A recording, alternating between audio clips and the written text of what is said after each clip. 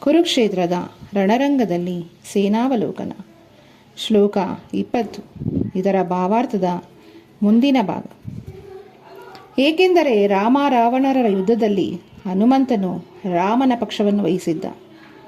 ಶ್ರೀರಾಮನು ವಿಜಯಿಯಾದನು. ಈಗ ಅರ್ಜುನನಿಗೆ ನೆರವಾಗಲು ರಾಮ, ಹನುಮಂತ ಇಬ್ಬರು ಆತನ ರಥದಲ್ಲಿದ್ದರು. ಶ್ರೀಕೃಷ್ಣನೇ ರಾಮ.